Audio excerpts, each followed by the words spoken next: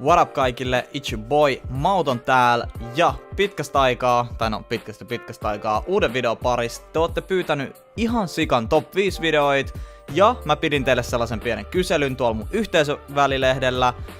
Ja te vastasitte siellä, että haluatte seuraavaksi videoiksi top 5 kuumottavia valvontakameran videoita, niin tästä niitä teille tulee. Ja jos sä et oo jo nyt käynyt tilaa meidän kakkoskanavaa, sitä saa mitä tilaa, linkki on deskissä, sekä mulla tulee ihan just 100 000 seuraajaa Instagramissa, niin käy seuraa mua IGs, se on official Mauton, sekin löytyy deskistä, joten käy ottaa haltuun. Jos me saadaan tähän videoon 6200 likeä, niin mä teen teille vielä yhden jatko-osan lisää tästä valvontakameran jutusta, niin lyö se like tohon noin ja tilaa samalla kanava, hei come on. Kyllä tiedät, tulee Mauton sisältöä. Mut tosiaan, mennään nyt näitten tapaukseen pariin. Täällä on oikeastaan aika kuumottavia, joten mä sanon, että kantsii kattoo omalla vastuulla. Ja jos oot liian nuori ja sun nukkumaanmenoaika on nyt, niin päätyy nyt, älä katso tätä videoa. Mä haluan, että kukaan menettää uniin. Mennään top 5 eli 5. valvontakameraklipin pariin. Ensimmäisen meillä on tällainen perus ryöstötilanne, ja tää ei oo hirveän pitkä klippi, mut tää äijä vaan sanoo, että bro, mua ei ryöstetä tänään, anna tykki tänne. Se ottaa se kivääri se kädestä, se ryöstäjän kädestä, kattokaa. Tää äijä on ihan nextin leveliltä jutunkaan. Se vaan ottaa se kädessä. Se on tälleen nähää bro. Tää ei onnistu tänään. Tää ei todellakaan onnistu tänään. Tää oli oikeesti crazy tää äijä. Kommentoi tuohon alle, mitä sais tehnyt tässä tilanteessa. Oisit sä ollut vaan, okei, ota kaikki rahat kassasta, nää ei oo mun masseja, nää ota mestamasseja, ihan sama, mä oon vaan duunista täällä, tiiätsä. Vai oisit sä ollut samanlainen, mitä tää jäbä tekee? Aika pokkaa äijä. Sitten 4. meillä on tällainen tyyppi, joka murtautui johonkin asuntoon, missä oli sisällä nainen, joka nukkui, ja sen naisen koira oli siellä, mutta sitä koiraa ei hirveästi kiinnostanut, mitä siellä tapahtuu. Ja sitten tää nainen aamulla huomasi, että se parkkipaikalta on hävinnyt se auto, että niinku mitä ihmettä, että onko se auto varastettu. No, se meni sitten kattoo valvontakameranauhat, ja mitä se näkikään? Damn. Sen kämpäs on sisällä joku ihan random tyyppi. Kattoo vaan fikkarilta, että se mestoi. Kelatkaa, jos te ootte himas nukkumas. Ja siis se on tossa vasemmalla tossa sohvalla nukkumassa se nainen. Ja sen koira taitaa olla tällä hetkellä tossa sen jaloissa. Niin kuin te näette, toi liikkuu toi koira tossa.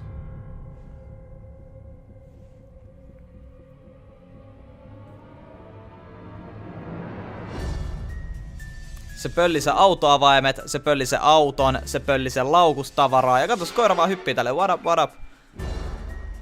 Damn. Jos mulla olisi koira, ja se tekis tolleen noin. Se vaan tervehtii tätä ryöväriä. Ja tää nainen ei missään vaiheessa ollut tietoinen, että siellä oli käynyt joku pöllissä autoavaimet, pöllissä laukusta rahaa, tälleen näin. Vast kun se katto noin valvontakameranauhat, se näki mitä oli tapahtunut, se soitti poliisit, boom, tää jäi kiinni, kuka siellä kävi varastamassa. 3.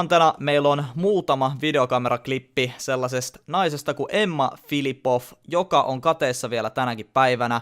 Ja tästä Emma Filipovista on tehty erilaisia videoita YouTubeen. Ja tää nainen katosi todella hämärissä olosuhteissa. Ja jopa poliisit oli käynyt puhuttelemassa tätä naista ja ollut silleen, että hei, onko sulla kaikki ok, että niinku tämän Emman kaveri oli soittanut poliisit.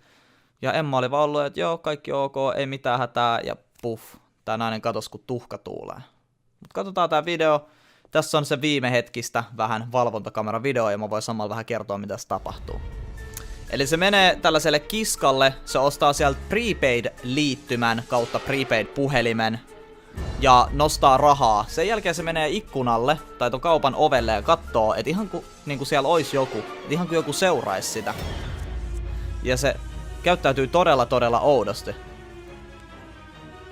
Niin sit kun se lähti tuolta kaupasta pois, se törmäsi sen kaveriin.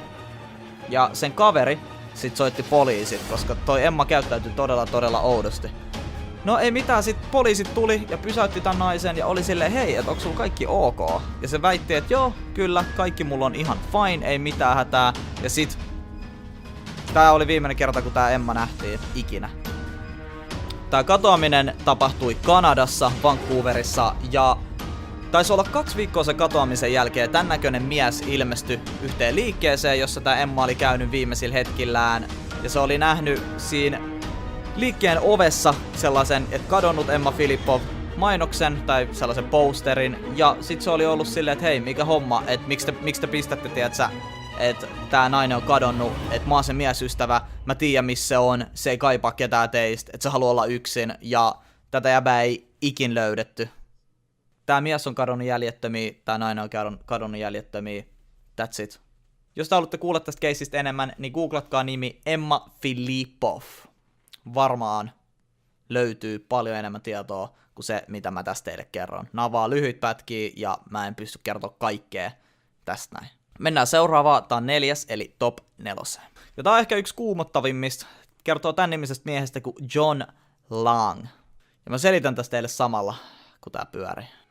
John Lang kuvitteli, että Kalifornian poliisi yritti tappaa sen, tai yritti jollain tavalla hiljentää sen, koska tää John Lang yritti exposaa poliisit siitä, että ne köyhillä alueilla yritti jollain tavalla häiritä vähemmistön edustajia. Niin silloin poliisit alkoi kiinnittää siihen huomioon ja yritti tulla jopa sen kämppää sisään ja laittaa sinne erilaisia aseita ja tällaisia. Tässä vaiheessa tämä tarina ottaa tosi oudon sellaisen käänteen. Elikkä tämä John Lang kuvitteli, että poliisit jollain tavalla valvoo sen asuntoa, niin se teki silleen, että se pisti kamerat sen asunnon ympärille, ja kattokaa mitä kaikkea se näki niistä kameroista.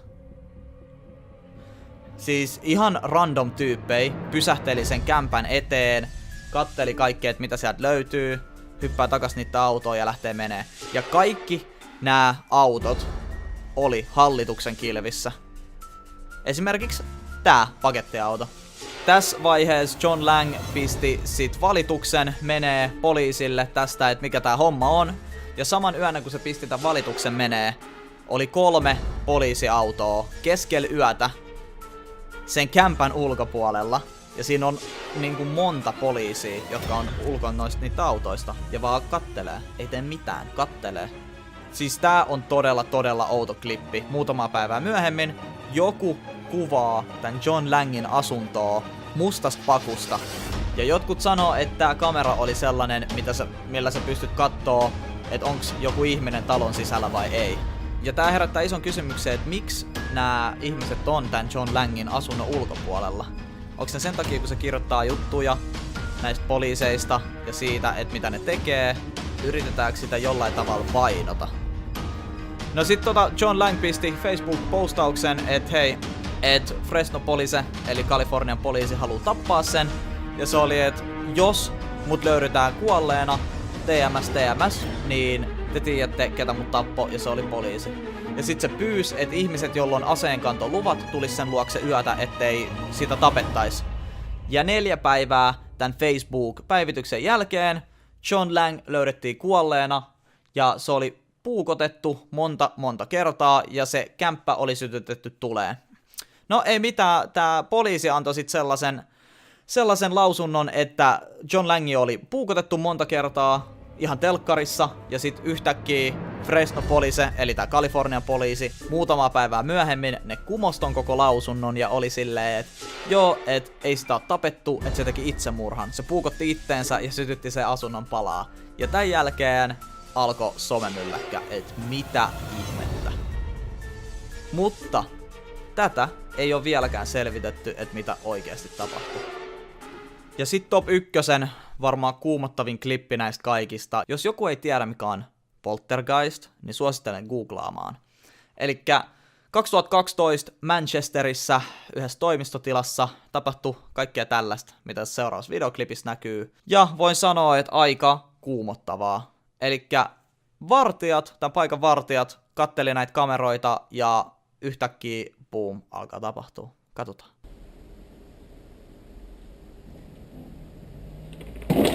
Oh my god.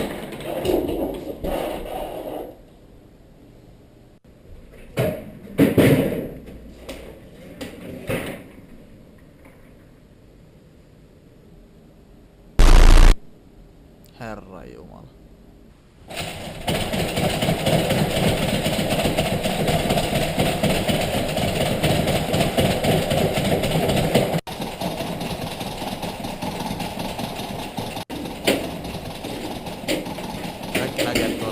sielua tuolla mestassa. Tuolla ei oo ketään.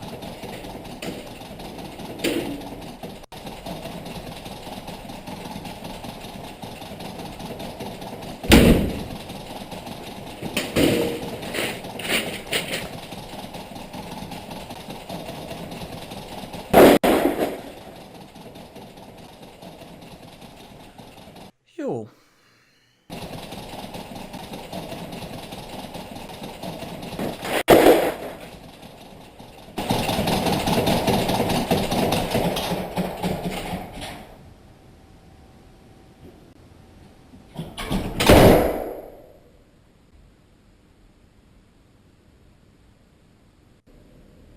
Joku vetää ihan omaa show tuolla.